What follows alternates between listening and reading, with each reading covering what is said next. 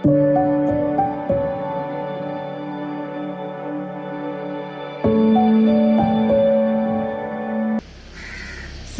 നിന്നും കൽത്തുറുങ്കിലേക്ക് സഖാവ് K C Vamadevan രചിച്ച ചരിത്രരേഖ. കെ സി വാമദേവൻ ജനിച്ചിട്ട് 23/8/2025 100 തികയുകയാണ്. സമൂഹത്തിൻ്റെ അടിത്തട്ടിൽ ജീവിച്ചു വന്നിരുന്ന തിരുവിതാംകൂർ ദേവസ്വം ബോർഡിൻ്റെ കീഴിൽ പണിയെടുത്തിരുന്ന മേൽശാന്തി മുതൽ അടിച്ചുതളിക്കാർ വരെയുള്ള ക്ഷേത്ര ജീവനക്കാരെ ഒരു നൂലിൽ കോർത്ത മാലയെപ്പോലെ ഒരുമിച്ച് ചേർത്തുകൊണ്ട് ഒരു കട്ടി ചോറിനും 1.5 രൂപയ്ക്കും പണിയെടുക്കുവാൻ വിധിക്കപ്പെട്ട ഈ വിഭാഗം ജീവനക്കാരെ സംഘടിപ്പിച്ചുകൊണ്ട് അധികാരി വർഗത്തിനെതിരെ പട്ടിണി സമരം ഉൾപ്പെടെയുള്ള സമരമാർഗങ്ങളിലൂടെ RSP എന്ന മഹത്തായ വിപ്ലവ പ്രസ്ഥാനത്തിൻ്റെ കൊടക്കീഴിൽ അണിനിരത്തി സഖാവ് TK ദിവാകരൻ എന്ന ശക്തനായ തൊഴിലാളി നേതാവിൻ്റെ നേതൃത്വത്തിൽ ആഴ്ചകളോളം നീണ്ടുനിന്ന നിരാകാര സമരത്തിലൂടെ UTUCയുടെ നേതൃത്വത്തിൽ രൂപം കൊണ്ട തിരുവിതാംകൂർ ദേവസ്വം എംപ്ലോയീസ് യൂണിയനെ നമ്മുടെ നാട്ടിലെ സംഘടിത തൊഴിലാളി വർഗത്തിൻ്റെ സമരചരിത്രത്തിൽ തിളങ്ങുന്ന അധ്യായമാണ്.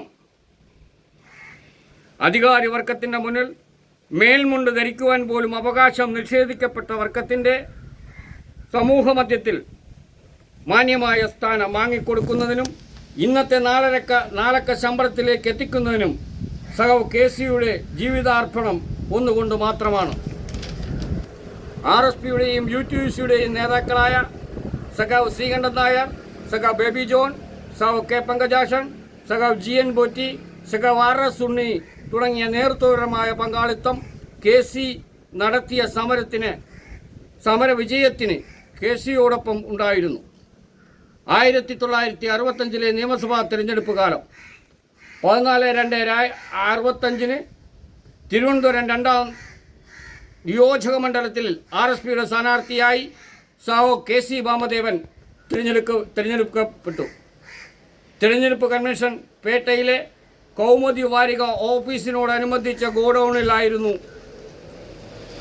പ്രസംഗങ്ങൾ കഴിഞ്ഞ് സ്ഥാനാർത്ഥിയെ പരിചയപ്പെടുത്തൽ, കമ്മിറ്റി രൂപീകരണമൊക്കെ കഴിഞ്ഞു. ഉച്ച കഴിഞ്ഞ് സമ്മേളനം പിരിഞ്ഞു.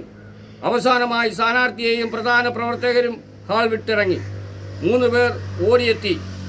ശ്രീകണ്ഠേശ്വരത്ത് ഏതാനും പേർ കാത്തു നിൽക്കുന്നു. സ്ഥാനാർത്ഥി അവിടം വരെ ഒന്ന് വരണം. ആരാണ് പറഞ്ഞതെന്ന് ഓർക്കുന്നില്ല. RSPയെ പിന്തുണയ്ക്കുന്ന CPI നേതാവ് N അരവിന്ദനാണ് മറുപടി പറഞ്ഞത് എന്ന് തോന്നുന്നു. സമ്മതിച്ചു. സഖാവ് അരവിന്ദനോടൊപ്പം ശ്രീകണ്ഠേശ്വരത്ത് അവർ പറഞ്ഞ് വീട്ടിലെത്തി. സഖാവ് GN പോറ്റിയുടെ വീടായിരുന്നു അത്. അവിടുത്തെ 2ാമത്തെ നിലയിലേക്ക് ഇളകിയും ചരിഞ്ഞും ഇരുന്ന പലകളിലൂടെ കയറിയെത്തി. രാഷ്ട്രീയമായി അത്യന്തം നിർണായകമായ ഒരു തെരഞ്ഞെടുപ്പായ കാലഘട്ടമാണ് അത്. അഖിലേന്ത്യാ അടിസ്ഥാനത്തിൽ കമ്മ്യൂണിസ്റ്റ് പാർട്ടി പിളർന്നു കഴിഞ്ഞ് ആദ്യം നടക്കുന്ന തിരഞ്ഞെടുപ്പാണത്. യഥാർത്ഥ കമ്മ്യൂണിസ്റ്റ് പാർട്ടി ഏത് എന്ന് അംഗീകരിക്കുവാനുള്ള ബത്തപ്പാടിലേക്കാണ് അവർ 2 കൂട്ടരും. ഈ 2 പേരിൽ EMSും കൂട്ടരും മുസ്ലിം ലീഗുമായി ധാരണയിലുണ്ടാക്കി സീറ്റ് വിഭജനം കഴിഞ്ഞ് പടയോട്ടത്തിനിറങ്ങി. CPI RSPയുമായി യോജിച്ച് വർഗീയ കക്ഷികളുമായിട്ടുള്ള ബാന്ധവത്തിൽപ്പെടാതെ രാഷ്ട്രീയ ചേരിയുണ്ടാക്കി മത്സര രംഗത്തിറങ്ങി. 1965 മാർച്ച് 4 തിരഞ്ഞെടുപ്പ് കഴിഞ്ഞു. സ്ഥാനാർത്ഥി തോറ്റു. അഭിമാനകരമായ തോൽവി. എന്നാൽ ജയിച്ചവരും നിയമസഭയിലെത്തിയില്ല. കേരള ചരിത്രത്തിലെ അപ്രതീക്ഷിതമായ തിരഞ്ഞെടുപ്പ് ഫലം. പ്രസിഡന്റ് ഭരണം തുടർന്നു. ക്ഷേത്ര ജീവനക്കാർ 1966 അടിമത്തം അവസാനിപ്പിച്ച് ദശകങ്ങൾ കഴിഞ്ഞ ശേഷം അടിമകളെപ്പോലെ കഴിയുവാൻ വിധിക്കപ്പെട്ടവരായിരുന്നു തിരുവിതാംകൂർ ദേവസ്വം ബോർഡിലെ ക്ഷേത്ര ജീവനക്കാർ. ഇന്ന് തിരുവിതാംകൂർ ദേവസ്വം ബോർഡിന് കീഴിൽ പണിയെടുക്കുന്ന ക്ഷേത്ര ജീവനക്കാർക്ക് ഇതറിയാൻ കഴിയുകയില്ല. ക്ഷേത്ര ജീവനക്കാർ നടന്നു കയറിയ വഴിയിലൂടെ ഒന്ന് തിരിഞ്ഞു നോക്കണം. ഇന്നത്തെ ശമ്പളവും അന്നത്തെ അടിമത്തവും മറക്കരുതാരും.